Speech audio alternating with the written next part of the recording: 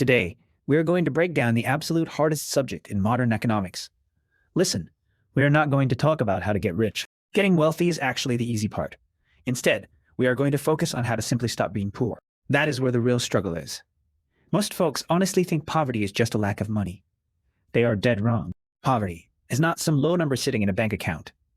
It is a literal gravitational force. Sociologists refer to this as structural immobility, a closed system designed to keep you trapped, spinning your tires until you run out of gas and fade away. I call it the physics of poverty. To understand why you are stuck, you have to look at rocket science. When a shuttle tries to leave Earth, it has to fight massive gravity. To actually reach orbit, that shuttle has to hit one very specific speed. In physics, we call this escape velocity. If the rocket burns 99% of its fuel, but misses that exact speed mark, do you know what happens? It does not magically make it 99% of the way to the moon. It falls straight back through the atmosphere and crashes hard. This is the exact same brutal cycle, hitting the working class every single day. You grind at your job, stash a little cash, crawl halfway out of the dirt, and then life hits you. Your transmission blows out, you catch a bad flu, or your landlord jacks up the rent by $300. Gravity kicks back in. Because you never hit escape velocity, you plummet right back to the absolute bottom. The truth is, you fall even lower than where you started. Now you are completely demoralized. Your energy is drained, and your emotional fuel tank is empty. This is exactly why simply working a few extra hours does absolutely nothing. In the physics of poverty, linear effort yields zero permanent results. Economists call this the poverty premium, meaning the structural cost of having less capital actually charges you more for basic survival. You need an exponential burst of effort to break that gravitational pull. The system is entirely rigged against you. Not by some shadowy conspiracy, but by cold, hard math. Being broke is incredibly expensive. You cannot afford to buy in bulk, so you pay double the unit price for groceries. You cannot afford quality tires, so you buy cheap used ones. You cannot afford a decent mechanic to swap out worn brake pads, so you wait until the rotors grind down to nothing. And suddenly you are paying for a massive front-end rebuild. Let us call this the discount tire paradox of economic inequality. The financial system literally penalizes you just for lacking funds. It hits you with $35 overdraft charges. It slaps you with high interest rates because banks label you a credit risk. You are essentially sprinting a marathon wearing a 50-pound weighted vest, while the wealthy run downhill with a tailwind. But here is the scariest part of all this. The struggle is not just external. It is heavily internal. Staying in this trap rewires your neural pathways. It forces your nervous system into a chronic state of fight or flight. Your cognitive capacity actually drops. Psychologists refer to this as tunneling, where your brain ignores long-term strategy to hyper-focus on immediate threats. You stop planning for what your life will look like 10 years down the road, and you obsess over how to survive the next 10 minutes. You become purely reactive instead of proactive. This creates the ultimate poverty loop. A low income breeds crushing stress. That chronic stress forces impulsive, bad decisions. Those bad decisions prevent you from building any real assets. Zero assets keep your income permanently low. It just spins round and round.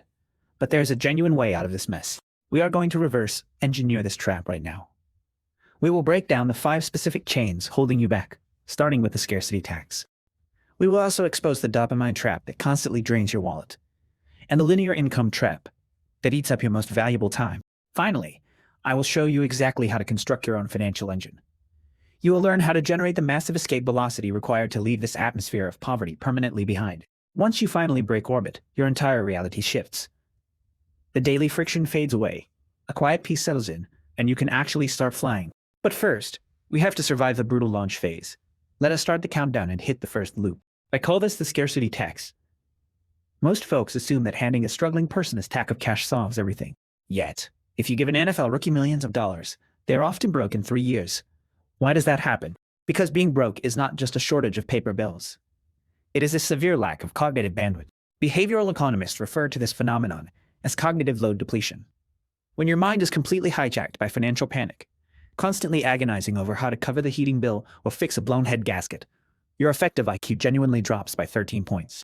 13 points. That is the exact same mental impairment as staying awake for 24 straight hours or trying to function while legally intoxicating. This means that when you are stuck in the lower class, you are literally trying to operate your life using a heavily damaged processor. The mental RAM is completely used up by pure survival mode. You are exhausted before you even wake up. You are trying to solve complex, long-term life problems with a brain locked in survival mode. You cannot picture a successful future because you are consumed with surviving Tuesday. This is the scarcity trap. Limited mental bandwidth forces terrible choices. You take a predatory auto title loan with triple-digit interest because you desperately need $500 today. You feed your family off the dollar menu because it is fast and cheap. You are not stupid. You are just profoundly exhausted. The corporate system knows this, and it profits off your fatigue. Let me explain the discount tire paradox. A wealthy guy easily drops $800 on premium tires. They last 5 years. His cost is exactly $160 a year. Meanwhile, a struggling worker cannot pull together $800. He only has $200. So, he buys a set of sketchy used tires. But those cheap tires go completely bald in 6 months. So half a year later, he needs another $200. Over 5 years, the working guy replaces them 10 times, spending $2,000 total. The wealthy guy spent $800. The broke guy spent over double the cash, and he drove terrified in the rain the entire time. That is the brutal math of poverty. You end up buying the tiny jug of laundry detergent for $6 because you cannot afford the large warehouse tub. You bleed cash on late fees. The economy charges a massive premium for your lack of capital. So how exactly do we smash this first loop and stop the financial bleeding? You have to build a cash buffer. Your very first financial objective is not to get wealthy. It is not to put a down payment on a house. And it is definitely not to start trading tech stocks. Your single, overriding mission is to stockpile $1,000. Or even just $500. You stick the cash in a totally separate checking account and you pretend it does not exist. Financial planners call this an emergency liquidity reserve. That money is never for spending. It is literally there to buy back your brain power. When you have that buffer, a blown alternator becomes annoyance instead of a total life disaster. You avoid the predatory title loans. You completely dodge the scarcity tax. That $1,000 buys you something infinitely more valuable than a gold chain. It literally purchases cognitive bandwidth. It restores those missing IQ points. It finally lets your nervous system power down so you can sleep through the night. You can actually lift your head and look at the horizon. Most people desperately try to jump straight into day trading or crypto, completely skipping this foundational step. They are trying to construct a steel skyscraper directly on top of a muddy swamp. You have to drain the swamp first. You have to buy those premium tires that actually last. Yes, this demands real sacrifice. It involves temporary pain. For a few months, you will have to live like an absolute hermit. But you are doing it to buy your freedom from the scarcity tax. Once that is done, we face the second loop. I call this the dopamine trap.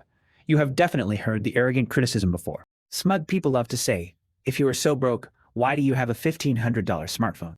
Why are you lining up for limited edition retro sneakers? Why are you ordering delivery when you have a fridge full of groceries? It is incredibly easy to judge from a comfortable distance. But we need to look closely at the underlying biology. When you are stuck grinding in the lower class, your daily reality hurts. Your cortisol levels, the primary stress hormone, are constantly pinned in the red zone. You feel completely invisible to society. Your brain is aggressively begging for a tiny drop of relief. It is starving for a win. So, when you walk into a mall and swipe your card for that designer tote bag, your brain unleashes a massive flood of dopamine. For a few brief minutes, all the heavy pressure just vanishes. For a few minutes, you actually feel wealthy. You feel like a successful human being who matters in the world. Understand this, that is not irresponsible spending. That is literal self-medication. Psychologists refer to this as compensatory consumption. You are using retail purchases as a chemical anesthetic to numb the harsh reality of your life. But here is the brutal trap hidden inside. The emotional relief is entirely temporary, but the financial debt is permanent. That chemical high fades away in 20 minutes flat. Meanwhile, that high-interest credit card balance can haunt you for 20 years. This highlights the absolute core difference in how different classes view cash. The struggling class sees money as a tool to buy immediate pleasure. The wealthy see money as a tool to buy freedom. When a broke guy gets $500, his first thought is always about what object he can acquire. When a wealthy person gets that exact same $500, they instantly wonder how to invest it. We are talking about the strict division between assets and liabilities. An asset physically drops money into your pocket every month. A liability constantly drains money out of it. If you purchase a $2,000 luxury belt, that is a pure liability. It loses half its value the second you step onto the sidewalk. But if you buy shares in an index fund, that is a true asset. It generates compound interest while you sleep. Most folks caught in the poverty cycle are absolutely drowning in liabilities. They have the heavily leased sports sedan, the pristine clothes, the premium streaming packages. They look incredibly rich to the neighbors, but they are bleeding net worth every single morning. They keep feeding the dopamine monster, completely starving their own future. So, how do we destroy this cycle? How do we detox the brain? You have to activate monk mode. This means entering a period of radical elimination. Think of it as a hard reboot for your damaged ward center. For the next 6 months, you brutally cut everything. Cancel the expensive cable package. Stop eating at restaurants. Halt all clothing shopping. Drink tap water instead of energy drinks. And take the bus instead of ordering a life tea. Strip your existence down to the bare essentials of basic groceries and shelter. It will be incredibly boring. Your friends will probably mock you, but you must tell yourself, I am not broke. I am in active training. When you stop triggering dopamine through retail swiping, your neural pathways finally heal. So, are you going to keep swiping your future away for a 20-minute high? Or are you ready to finally buy your freedom? You will start to get high on saving. That is a totally different kind of dopamine. It is the dopamine of absolute control. When you realize you do not need the $1,200 titanium smartwatch to be happy, you become dangerous. You beat hedonic adaptation. The cycle where buying shiny things only gives a temporary thrill before you crave more. You become free because the system can no longer manipulate you. You broke the addiction. Now we enter the third loop. This is the one that keeps you exhausted. I call this the linear income trap. Most people learn a simple equation for life. Time equals money. If you want more cash, you have to work more hours. You pick up a second job. You work double shifts. You drive for FT all weekend. But there is a fatal flaw here. Time is finite. You only get 24 hours a day, and you have to sleep. Your income is mathematically capped. There is a hard ceiling you can never break through, regardless of your hustle. But your living expenses are entirely uncapped. This introduces the silent killer of the working class. Inflation. It is a hidden tax levied on people who sell their time. When the money supply expands, prices skyrocket. A carton of eggs costs more. Your rent climbs. Do your wages match it? Rarely. This creates the nominal wage illusion, where your paycheck stays flat while everything else gets expensive. Wages are what economists call sticky. Your boss waits a full year before handing out a 3% raise. But by then, inflation has already chewed through 8% of your purchasing power. You are sprinting up a down escalator. The steps are moving much faster than your legs can carry you. So you try to work harder. You sell more of your precious hours. You miss your kid's birthday. You destroy your health. Yet, at the end of the year, you are actually poorer than when you started. This is the definition of insanity. You cannot win a rigged game by following their rules. You have to change the game. You must stop trading time and start using value-based pricing, where you get paid for the problems you solve, not the minutes you clock. How do you do this? You build a unique skill stack. Most people try to be the absolute best at just one thing. They want to be the top software engineer or the best corporate lawyer in town. That narrow path is incredibly difficult. It is completely crowded. The secret is to be pretty good at 2 or 3 unrelated skills and combine them. This triggers combinatorial creativity, where mixing average abilities builds world-class value. Take Jim Davis, creator of the Garfield comics. He was not the greatest illustrator. He was not the funniest writer. He was not a seasoned business mogul, but he was decent at all three. When he stacked them, he became entirely unique. He unlocked exponential growth. If you are in a low-income bracket, do not just get a second job bagging groceries. That is just more dead and linear income. Use your focused downtime to master a secondary skill. If you are a warehouse worker, learn inventory logistics. Now you are not just pushing heavy boxes. You are an operations manager who streamlines shipping. If you are a barista, learn digital marketing. Now you are not just pouring coffee. You are running ad campaigns that doctor real foot traffic. You must become a double threat. Stacking skills detaches your paycheck from the hourly clock. You transform into a high-value asset, not a cheap commodity. The market only rewards absolute rarity. It does not care about your sweat. If a college freshman or a self-checkout kiosk can replace you next week, you will always stay broke. You have to build a strong economic moat around your income, a deep barrier that protects your earning power from outside threats. That moat is your distinct skill stack. Now we enter the fourth loop. This is the hardest invisible chain to snap. I call this social gravity. There is a famous rule of thumb out there. You are the exact average of the 5 people you spend the most time around. If your 5 closest friends are dead broke, you will be the 6th. If your 5 best friends constantly whine about the economy, you will be the 6th. If those 5 friends have zero ambition, you will be the 6th. Why? Because humans are highly advanced mimicking machines. We fall victim to emotional contagion, literally absorbing the toxic attitudes of our group. We use powerful processors in our brains called mirror neurons to subconsciously copy the daily habits, language, and defeated mindset of our local tribe. If you are desperately trying to build wealth, but you are surrounded by people who have fully accepted their fate, you are fighting a losing battle. This brings us right back to the infamous crab bucket effect. If you drop one single crab into a deep metal bucket, it can easily crawl its way out to freedom. But if you put 10 crabs in a bucket and one tries to escape, the other 9 will grab its legs and yank it back down. They do not do this because they are evil. Your success simply makes them feel unsafe. It triggers cognitive dissonance, forcing them to face the reality that they could have tried harder. Your escape highlights their imprisonment. When you enter monk mode, save cash, and learn new skills, your old friends will notice. They will not applaud you. They will tell you to relax. They will claim you think you are better than them. They will insist the system is rigged, so why even bother? That is the undeniable sound of social gravity. It is the noise of those crabs dragging you back into the dark. If you listen, you stay trapped in the bucket. Understand that being broke is often a shared culture. It is a shared story of victimhood. The government is corrupt. The wealthy elite are evil. I jest of terrible luck. This story is incredibly comforting.